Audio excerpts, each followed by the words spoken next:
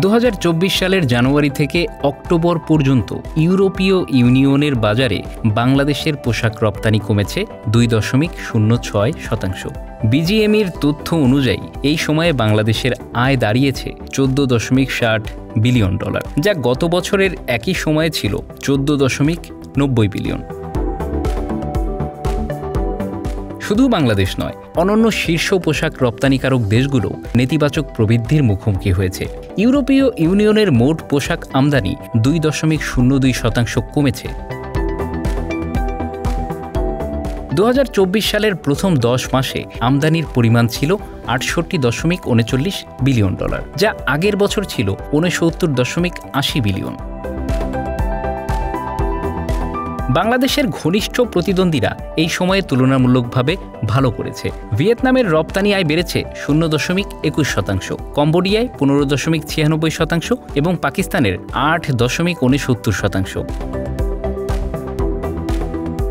অন্যদিকে চীন ও ভারতের মতো বড় রপ্তানিকারক দেশগুলো নেতিবাচক প্রবৃদ্ধির শিকার হয়েছে। চীনের রপ্তানি আয় 1.64% কমে দাঁড়িয়েছে $18.87 বিলিয়ন এবং ভারতের আয় কমেছে 0.69%।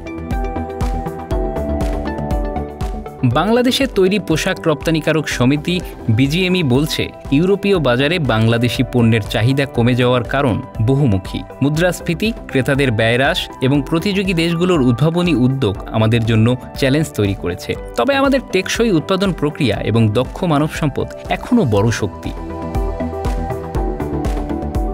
তবে ইউরোপীয় বাজারে নেতিবাচক প্রবৃদ্ধি সত্ত্বেও বাংলাদেশের পোশাক শিল্পে সম্ভাবনা এখনও উজ্জ্বল। এটি বিশ্বের অন্যতম পরিবেশবান্ধব শিল্প হিসেবে পরিচিত। দেশের গ্রিন কারখানাগুলো বৈশ্বিক ক্রেতাদের কাছে একটি বড় আকর্ষণ।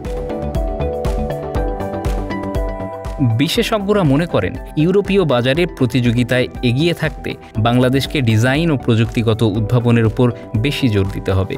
একই সঙ্গে পোশাকের বহুমুখীকরণ এবং নতুন বাজার খুঁজে বের করাও অত্যন্ত জরুরি। আন্তর্জাতিক বাণিজ্য বিশ্লেষকরা বলছেন, বাংলাদেশে যদি গবেষণা ও উন্নয়নে বিনিয়োগ করে এবং নতুন ক্রেতা খুঁজে বের করতে পারে, তবে বর্তমান সংকট কাটিয়ে ওঠা সম্ভব। টেকসইতা এবং প্রতিযোগিতার জন্য নীতিগত সমন্বয় দরকার। অন্যদিকে বৈশ্বিক মন্দা এবং ইউরোপীয় ক্রেতাদের ব্যয়ের সীমাবদ্ধতার প্রভাবও বিবেচনা করতে হবে। প্রতিযোগী দেশগুলো যেমন ভিয়েতনাম, কম্বোডিয়া এবং পাকিস্তান তাদের উৎপাদন প্রক্রিয়া দ্রুত আধুনিক করছে, যা বাংলাদেশের জন্য নতুন চ্যালেঞ্জ তৈরি করছে।